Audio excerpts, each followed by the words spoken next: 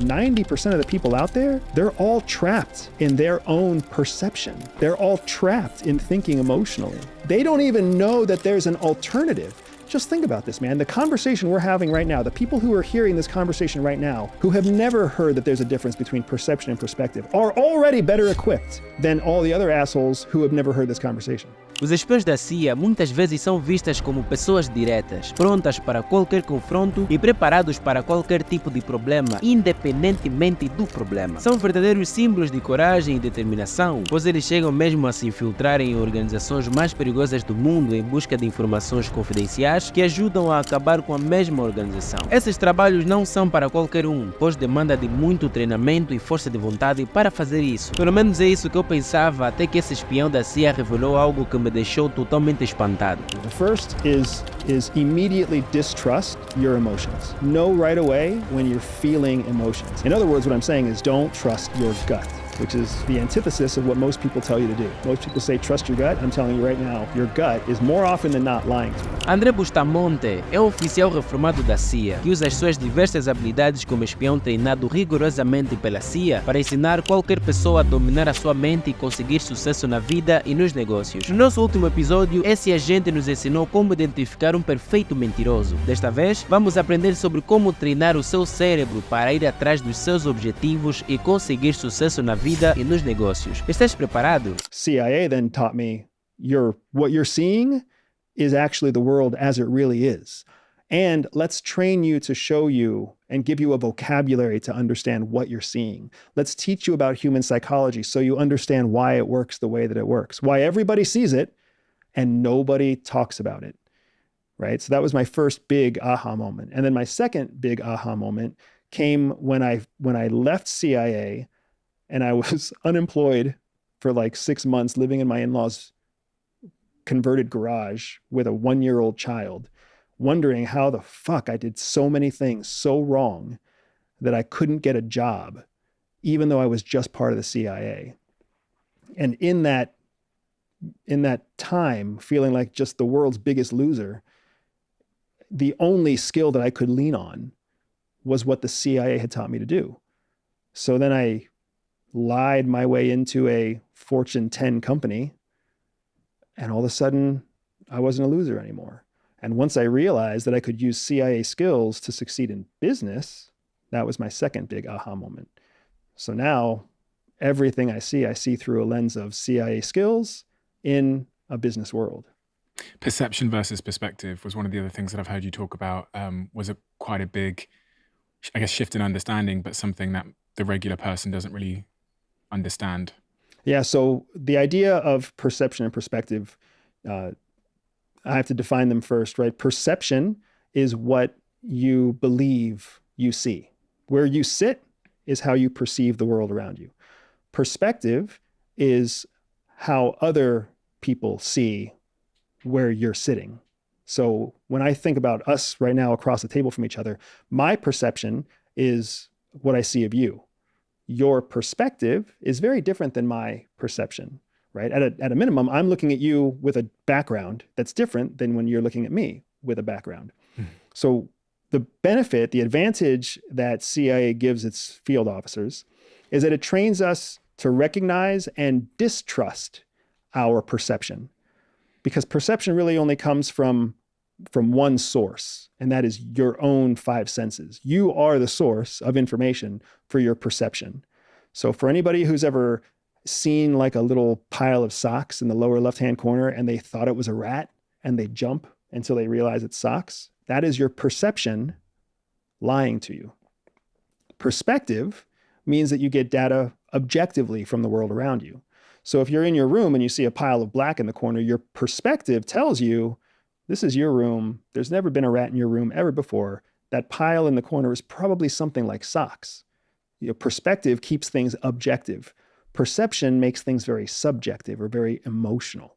So CIA trains us to lean into our perspective, gain perspective, think about things objectively, because if you lean on your perception, you're leaning on emotions, and emotions are very likely wrong. How can I train myself to lean more on my perspective? There's 2 really quick things that you can do. The first is immediately distrust your emotions. Know right away when you're feeling emotions. In other words, what I'm saying is don't trust your gut, which is the antithesis of what most people tell you to do. Most people say, trust your gut. I'm telling you right now, your gut is more often than not lying to you because your gut is based in emotion. Your girlfriend's not about to dump you. Your boyfriend isn't cheating on you. You're not about to go bankrupt. Nobody cares about the zit on your nose, right? That is most likely true. There's a small chance that your perception is correct, but when it comes to gambling, are you going to bet on the small chance or the bigger chance? You should always gamble on the bigger chance. The bigger chance you only really understand through perspective. If you have perspective on something, then you have multiple data points on something. So when you feel yourself getting emotional, stop and let your emotion happen for a second, right? I feel nervous. I feel anxious. I feel doubtful. Okay. I probably don't have to. You probably shouldn't, because whoever's sitting across the table from you, whoever's coming into the room with you, whoever else is on the bus with you, they are all focused on 1,000 different things. And the things that they're focused on most likely don't include you. Sounds easier said than done. Correct. Is that a process of repetitions to train yourself to think like that? It is. It takes momentum. So what ends up having to happen is that you need to exercise it intentionally at first. And what happens is as you intentionally exercise your perspective over perception, what will start to happen is you will start to see that what you were worried about doesn't happen. And then once you see it not happen, once you see your perspective give you the correct information over your perception, once you see that happen once, then it starts to gain momentum. And then it happens again, and it gains more momentum and more momentum and more momentum until the time comes that you realize it's much easier. But it's a learned skill. You have to learn to think objectively instead of subjectively, think rationally instead of emotionally.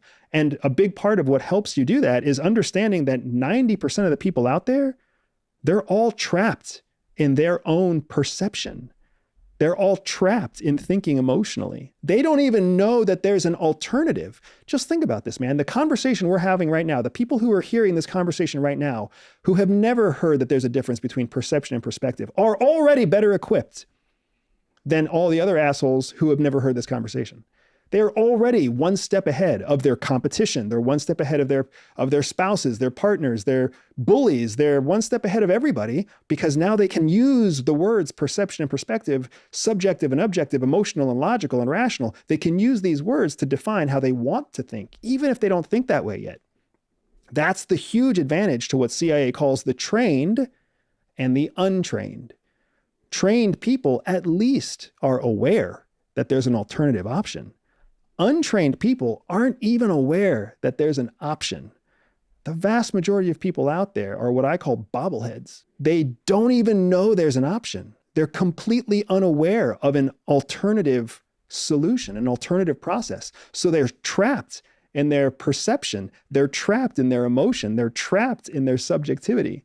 And that makes it so much easier for people like you and me and everyone listening right now to use rational, objective perspective to get those people to do whatever we want them to do. Galera, é sempre necessária uma boa análise de todo o acontecimento ao seu redor. Deepak Chopra, no seu livro Os 7 Princípios da Realização Pessoal, fala sobre milagres estarem sempre acontecendo, desde que nós prestemos atenção a eles. A percepção nesse contexto tem muito a ver com o que nos é entregue pelas convenções do momento, galera, e não necessariamente no âmbito geral, que neste caso o André Bustamanté classificou como perspectiva. Por exemplo, tem uma história de um camponês, e quem souber contar melhor essa história, por favor, conte nos comentários, tá? Então, esse camponês tinha um filho, e esse mesmo filho, ainda jovem, havia caído do cavalo e partido a perna. O camponês havia entrado em desespero, lamentando e perguntando todos os santos dias o porquê aquilo ter acontecido com seu filho, que o destino não estava no seu lado e etc. Nessa mesma semana, o seu reino entrou em guerra, e os soldados do rei vieram até o seu bairro e levaram todos os jovens daquele mesmo bairro para ajudar na guerra. Porém, não levaram seu filho por ser deficiente.